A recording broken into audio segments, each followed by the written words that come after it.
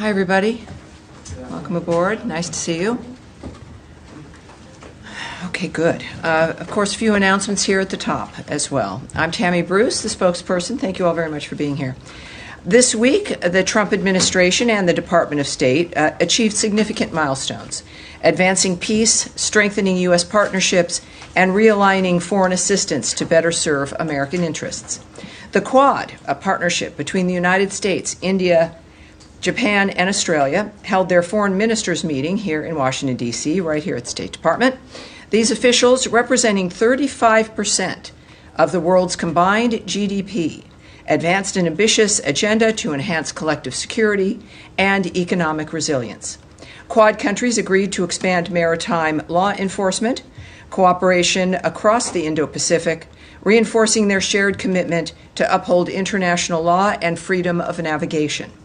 They also launched the Quad Critical Minerals Initiative, a landmark effort to diversify and secure global supply chains in strategic sectors, ensuring our economies remain resilient against coercion. I can also announce the completion of a major foreign assistance reform effort. Secretary Rubio remarked that the U.S. Agency for International Development will no longer implement foreign assistance programs going forward.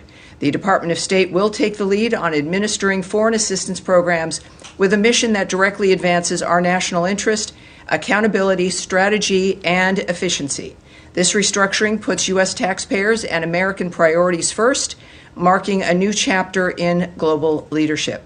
Tomorrow, President Trump will headline the kickoff of America 250 at the Iowa State Fairgrounds, launching a year-long celebration of our nation's 250th anniversary under the banner A New Era of American Greatness.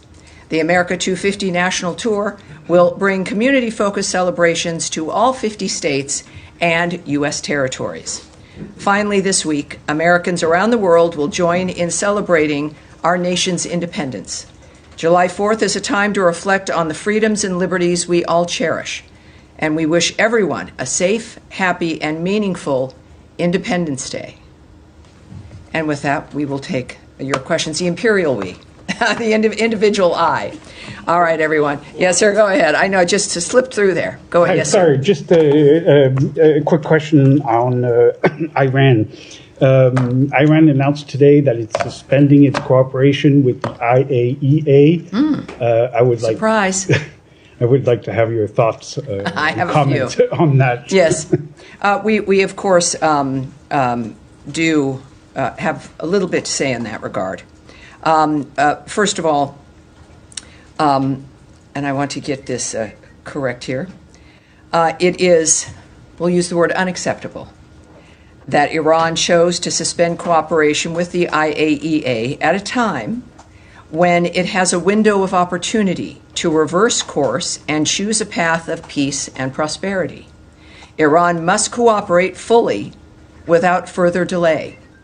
Prior to the, as will the shutting down of your phone, that has to proceed without delay. Prior to the United States' successful military operation, Iran was amassing a growing stockpile of highly enriched uranium for which there was no credible peaceful purpose, and it was the only state producing highly enriched uranium up to 60% that does not have nuclear weapons. Iran must fully comply with its safeguards agreement required under the NPT, including by providing the IAEA with information required to clarify and resolve long-standing questions regarding undeclared nuclear material in Iran, as well as provide unrestricted access to its newly announced enrichment facility. We look forward to further detailed reporting from the IAEA about this. It is worth repeating, as we've made tremendous strides to this through Donald Trump's leadership, Iran cannot and will not have a nuclear weapon. The President has said this repeatedly. The Secretary of State has said this repeatedly. We have repeated it from this podium. And at this juncture here, it is, of course, again, unacceptable that Iran is choosing to suspend cooperation with the IAEA. And answering your question, Daphne, yes. Thank you. On this final ceasefire proposal for Gaza that Trump has said Israel has agreed to, Does it include provisions for Israel pulling out of Gaza? What I am going to, the president had a message about that from last night, and I'll read that for you. So we just get this on the record here. From the President, Donald Trump. My representatives had a long and productive meeting with the Israelis today on Gaza. Israel has agreed to the necessary conditions to finalize the 60-day ceasefire, during which time we will work with all the parties to end the war. The Qataris and the Egyptians, who have worked very hard to help bring peace, will deliver this final proposal. I hope for the good of the Middle East that Hamas takes this deal, because it will not get better. It will only get worse. Thank you for your attention to this matter. As far as your question about the details, I won't go into the details of what's in the proposal. Hamas has said that Israel must pull out of the enclave. How does the administration plan to reconcile this? Is that addressed in the proposal? I will not give you the details of the proposal, and we'll find out, but I think the president's message is clear. This is one that has to be accepted because it will only get worse if they don't. Yes, ma'am. Thanks, Tammy. A White House official told our colleagues that the Trump administration has paused certain weapons shipments to Ukraine. What was the State Department's role in making this decision to pause these weapons shipments? And are you concerned about the advantage it gives to the Russians? Well, traditionally, of course, I mean, our wheelhouse here is diplomacy. We don't make decisions about the shipping of weapons or the managing of weaponry during war. We have the Department of Defense. I would refer you to them when it comes to this kind of a decision. At the same time, we've got a few things I can say to you regarding this. It remains, as you might imagine, worth repeating, a priority of President Trump to bring the Russia-Ukraine war to an end through a durable negotiated settlement, starting with an immediate ceasefire. And, of course, just referring you to the Department of Defense for more information regarding that situation regarding weapons. Anna Kelly, a White House spokesperson, also has noted, this decision was made to put America's interests first following a DoD review of our nation's military support and assistance to other countries around the globe. The strength of the United States Armed Forces remains unquestioned. Just ask Iran. Also, from a statement by Elbridge Colby from the 2nd, which was yesterday, at the DoD, that the Department of Defense, quote, continues to provide the president with robust options to continue military aid to Ukraine. At the same time, the department is rigorously examining and adapting its approach to achieving this objective, while also preserving U.S. forces' readiness for administration's defense priorities. Can I quickly ask on GHF, the State Department announced last week that you had approved $30 million. Has any of that money been dispersed yet? And if so, how much? It has been fully approved. It has not been dispersed. There is a process, as you all might imagine, in the building regarding the dispersal of any funds. And when that happens, I will let you guys will be the first ones to know. Andrea Mitchell. Yes, ma'am. I just wanted to note, before I ask my question, the passing of one of your predecessors, Richard Boucher, who served 6 secretaries of state, was an esteemed diplomat and very highly respected spokesperson for this department. Yeah. Yes. Yes. Yes. Thank you. All right. Thank you, Andrea. I want to ask you about the passing of USAID, the demise of USAID being absorbed into the State Department in a very different fashion. According to the Lancet, a highly respected British medical journal, USAID was responsible for saving 90 million lives over the course of 2 decades. American Aid was responsible for that, Andrea. I'll correct you right there. USAID was an element of the United States government dispersing taxpayer funds around the world for humanitarian aid for a variety of different projects. It was the United States government, and is, when it comes to the aid, not a department, but the nature of what this government, under various administrations, had approved. Let's keep that in mind. Can I continue? Yes, please do. But I wanted, it's something worth correcting. And former President Bush, who was responsible for PEPFAR, with bipartisan majorities in Congress for years, suggested that the saving of 25 million lives from antiretroviral drugs on HIV/AIDS as well as tuberculosis is something that the USAID staff, because he sent this to the USAID staff in a video, and he said that you should be proud of it and God bless you all for what you did. So I just want to ask you about how it is going to be reconstituted, because the secretary's writing on Substack describes it as wasteful and not fulfilling U.S. goals in broad categories, and it's contrary to what Republicans and Democrats have said in Congress for years. Yes, it is. Inevitably, it grew into something that was beyond what it was meant to do. There's clearly some very good options and aid that was delivered, and that aid was maintained. But what we found was something that was unacceptable. We've been discussing this transparently from the beginning of the Trump administration and Secretary Rubio's State Department, that this, and I guess I'll have to repeat, that there is the past, things that happened in the past, certainly aid that went out that was beneficial, that has been maintained, and other aid that was not in line with America's priorities or what certainly the Trump administration and the Rubio State Department felt was appropriate. So they've taken action in that regard. It is also what I've said repeatedly, is even though the mechanism has changed because it grew unable to function in a manner where even auditing was something that was easy to do. There was a refusal to allow an auditing at the beginning of this administration. There was a sense that it was some independent organization, not something associated with the United States government. All of that is absurd. It led to, yes, a dramatic action to look at and to review and to audit the entity. We've done that. A great deal of aid has remained. A great deal has been suspended or cut entirely. It fit well within the nature of needing to reform the government as a whole via the president's executive order to do so and to save money. I'll repeat again, Samantha Powers, the last USAID director under the last administration at the end of 2024, complained in public statements that when she started, only 7% of aid money that was assigned to various projects and groups made it to its intended destination. And that's because of bureaucracy and layers of contractors. And she was proud that she got it up to 10%. All of us would agree that that's unacceptable. And that even if you do cut the amount of money that's going out, doesn't mean that the services get cut.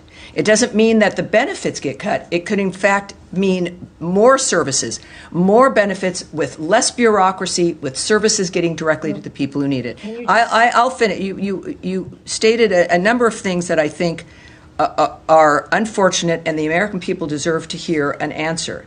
Because we've also described, you asked, how will this look now? With this reorganization, it fits within the framework of making sure that people assigned to those regions, and we have those, that's called bureaus here, people who are assigned to look at the nature of what's happening in a certain region of the world. They're the experts in that regard. That foreign assistance for that region will now sit with the bureau assigned to that region, as opposed to some massive bureaucracy not even housed in our building, dealing with countries and regions separately without dealing with the experts here who understand what those regions might need. It will be more efficient. It will be more effective. We are not ending foreign aid. We are making it more nimble. We are operating at the speed of relevancy to making sure that the millions and billions of dollars that we spend on aid get to where it is meant to go. There is nothing to be proud of when 90%, according to Samantha Powers, is not even making it to the people to whom it was promised. These are promises. Donald Trump makes promises and he keeps them. Promises made, promises kept. We will be doing that also now with foreign aid, with the new structure of how this will be working. We are, of course, it is in our DNA. We exist in large part because of the nature of what America stands for, as a beacon of hope for the future for the world. We've died on that principle. We live on that principle, and we are giving foreign aid on that principle, but it will be functional, it will be auditable, we will know where it's going, and we will see results.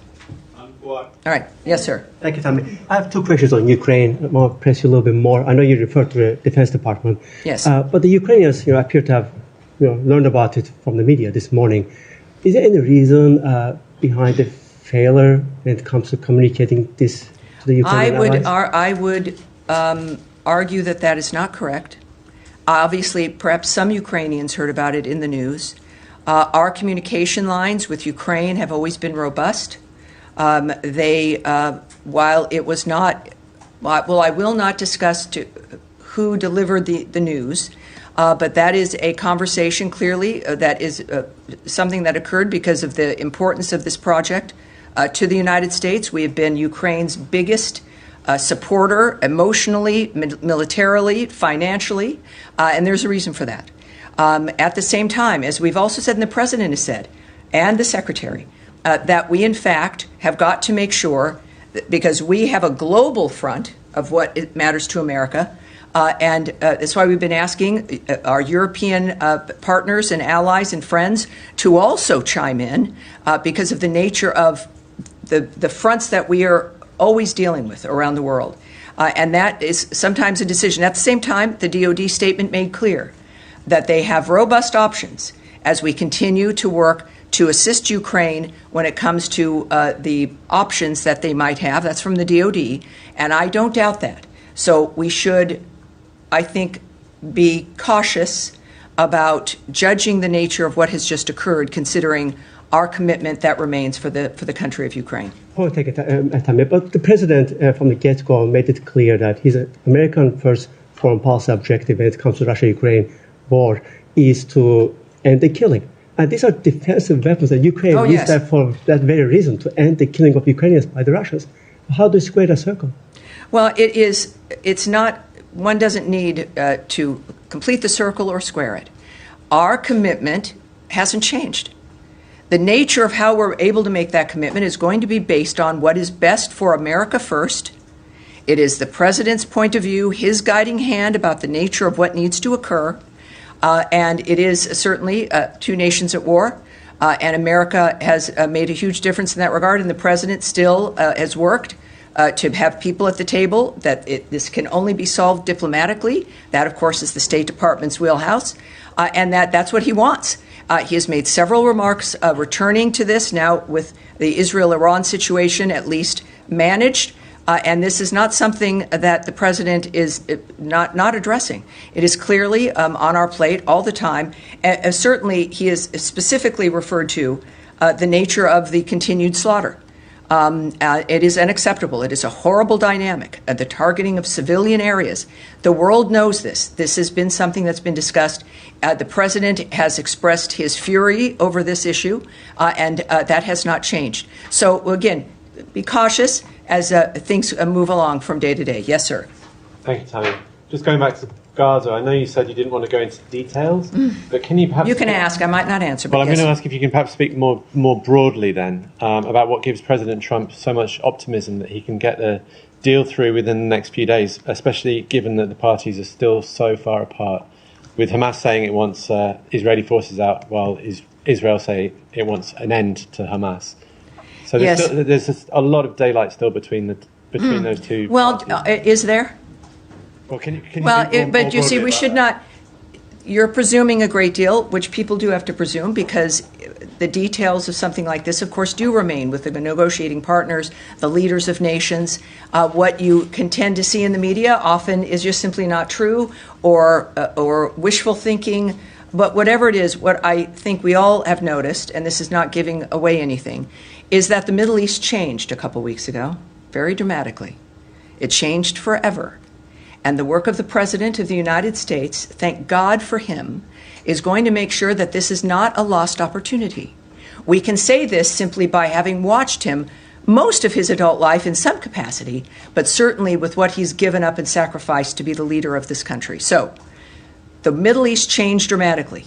This is an opportunity in the midst of this new world to make a different kind of decision. He is optimistic. The President, is very honest. Sometimes he's pessimistic, and he'll let people know. Again, he's a transparent man, which sometimes can be unusual. We're not used to always hearing it, but it's extremely helpful. So while I don't know the detail of what makes him optimistic, I know to trust him. I know to not second guess him. I know that we understand that he's in the midst of something that can change every day. That's also not lost on him.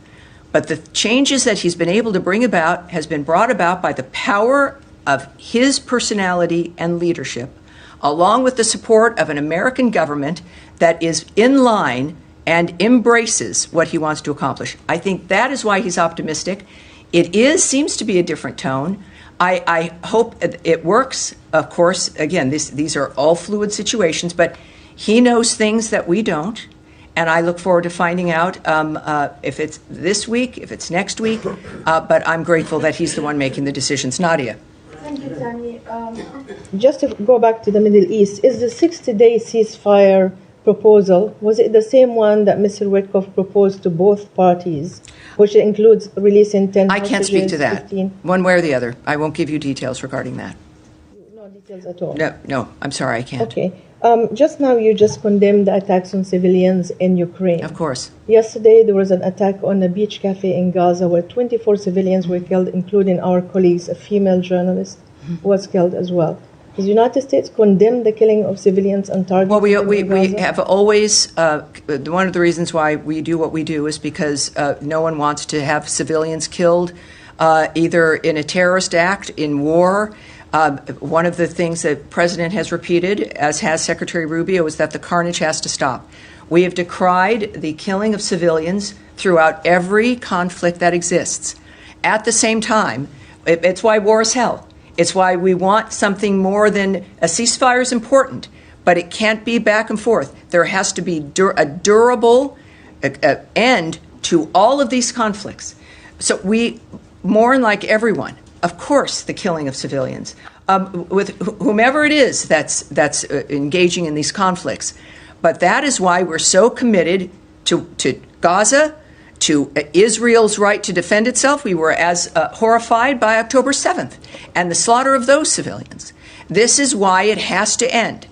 There is aggressive actions where if you're in war, or if you're defending yourself, and these are civilian areas, it's horrible enough. And it's another to deliberately target civilians for the sake of it. And those are the monsters that we are trying to stop and that the world has tried to stop for generations now. So this is why our work continues in Gaza, why the ceasefire is important, and why the end of war and the status quo that so many people have grown rich from has got to end. Saeed. Thank you, Yes, Tammy. sir. WHO, the World Health Organization, said that 112 Palestinian children, many of them are newborn and so on, are sent to whatever remains of the hospital because of malnutrition. It's because the aid is just not getting through. And my question to you is that basically a statement or evidence that the aid that has been going in is not enough and is not sufficient, that maybe the aid ought to be the responsibility of those who have had a great deal of experience in doing this, consistent with all the international organizations that have stated to that effect. Well, two parts I'll answer that. First of all, there's one entity that has gotten food and aid into the Gaza Strip, and that's the Gaza Humanitarian Foundation. We know this. This has been a fact of the matter. And that's, I think we're now up to 56 million meals distributed. So it's still within a war zone. We had a ceasefire that Hamas broke.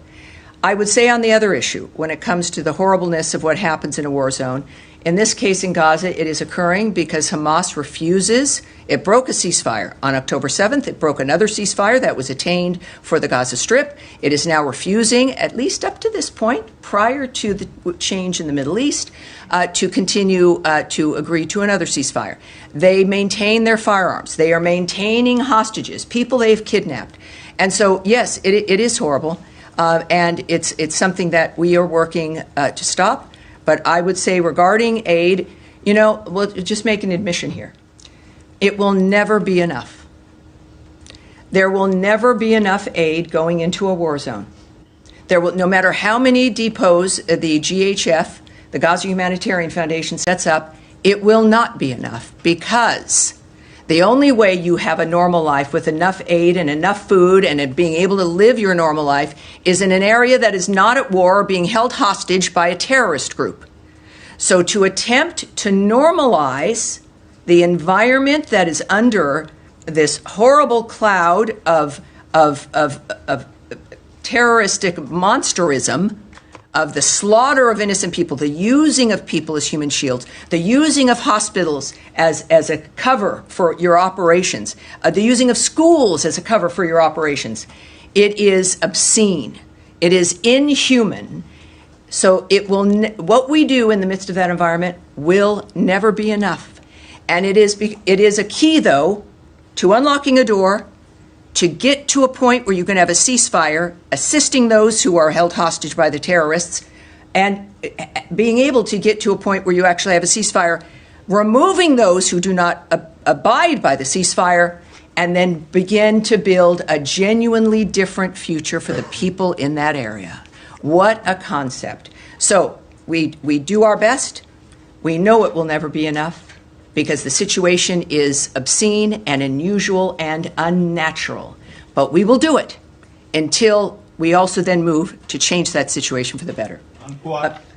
Back to you, and then to you, sir. Two topics, Tammy. Thanks so much. Number one, with all the developments with Iran and Syria and Gaza, it's been all quiet, thank goodness, on the Israel-Lebanon front, but still some work to do there. What are the challenges that remain at this point in disarming Hezbollah and in enforcing Resolution 1701? Well, I would direct you to the Israeli government in that regard. I think the thing that has changed the Middle East beyond, of course, the damage to the destruction, the obliteration of Iran's nuclear facilities, is the personality and power that is exhibited by Donald Trump and what he is willing to do, what the American government and military is capable of, and as a reflection of our genuine commitment for change, after exhausting all diplomatic options, is that he will do what else is necessary to achieve peace.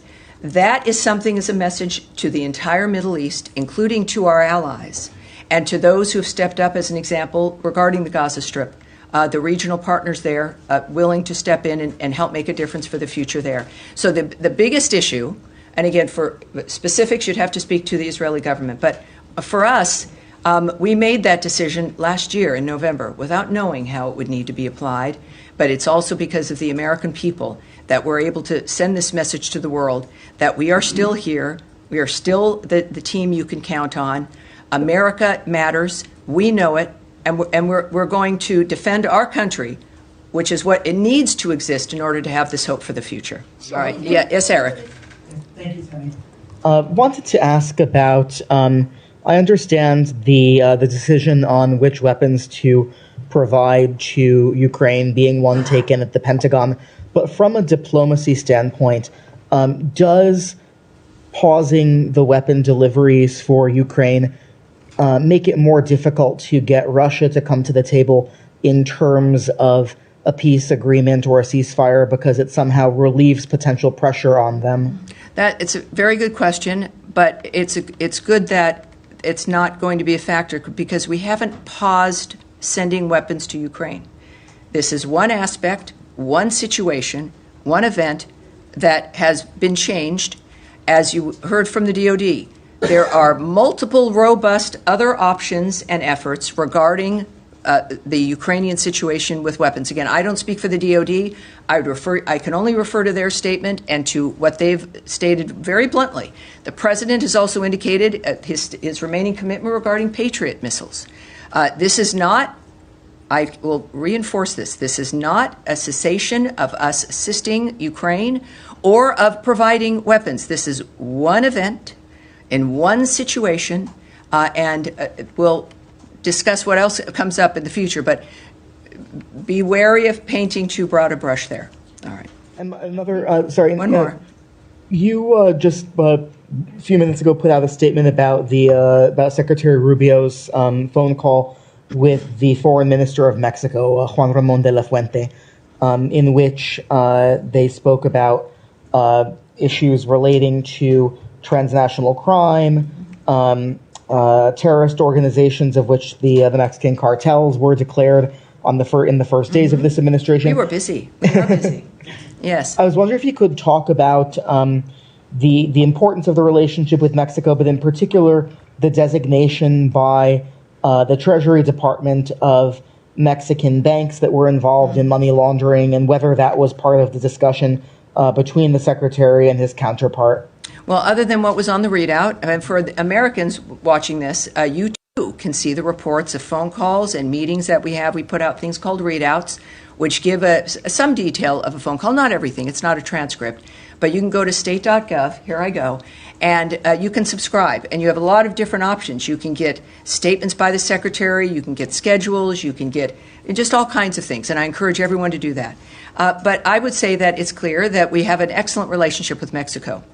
We have, and they've been very helpful regarding the border. The conversations are good. Of course, we've made some designations which help this country, but also the world, in recognizing certain foreign terrorist organizations for being such, and certainly criminal cartels.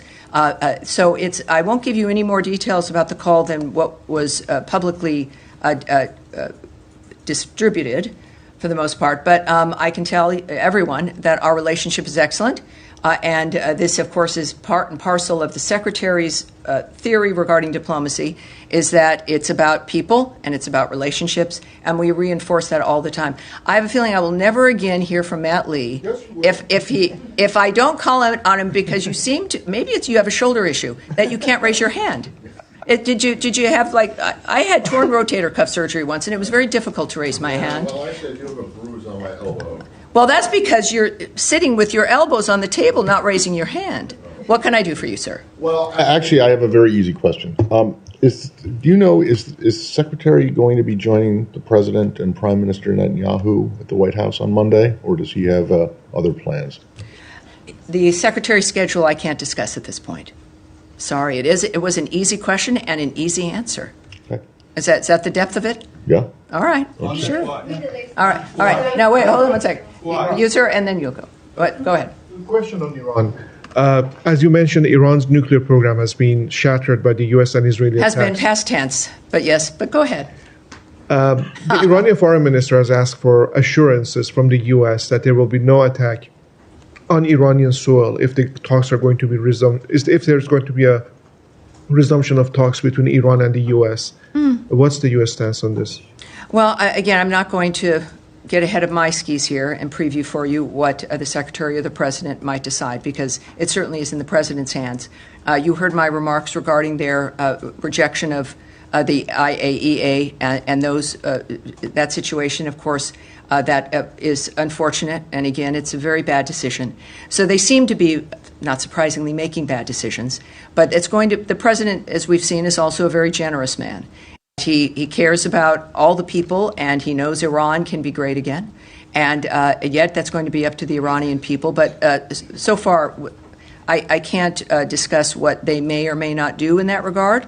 But it's, well, I'm sure we'll hear from the President as well. All right, yes, ma'am, in the back. Thank you very much. I have a question on the West Bank. Israeli Justice Minister Yair Lapid today said that the time has come to annex the occupied West Bank. Do you have any reaction to this, and what is this administration position on a potential Israeli annexation of the West Bank? Well, I think that is specifically something that the White House would be able to answer for you, but I also know that our position regarding Israel, the choices it's make, is that we stand with Israel and its decisions and how it views its own internal security. And is the two-state solution to the Israeli-Palestinian conflict still an official policy of the U.S. government? What I can say there is that President Trump is realistic about the current state of affairs. Clearly, Gaza is an uninhabitable place. It needs to be rebuilt with the help of Arab partners. I think he has said previously that the nature of what has happened and what we have to get to, we don't have a ceasefire yet. Hopefully that will change. But that is getting quite ahead of the dynamic in general. So that is what the President's focused on. All right. Yeah, sir, there, and then we'll go to you, sir. But go ahead. Yeah, thank you, Tammy. Two questions. The first one on Israel. Is this department or the U.S. government trying to have any direct talks to Hamas, or just going through the Qatari and the Egyptians? I won't discuss the nature of the choices in a diplomatic effort like this. Okay. And the second one, if this department believes that there's not going to be any potential ceasefire between Russia and Ukraine, maybe until after the summer, looking at positioning 50,000 troops. Well, again, I'm not going to speculate. But the commitment I know by President Trump and the Secretary is that things have to happen quickly. We've seen deadlines set. We've seen statements regarding waiting weeks versus days for the parties to do something, certainly for Russia to give an indication whether it was serious or not. So we are not an administration, obviously, that is going to let things go for months or a year. But I certainly am not going to speculate on what the timeline might be for a ceasefire, which the president stays focused on. Thank you. All right. And you, sir, in the beige jacket. Yes, sir. Thank you. How does the State Department interpret Iraqi Prime Minister statement that disagreements between Baghdad and Washington could undermine the relationship between both sides? And can you comment on? We're going to have to take that. We're going to have to take that back. But go ahead for a second one.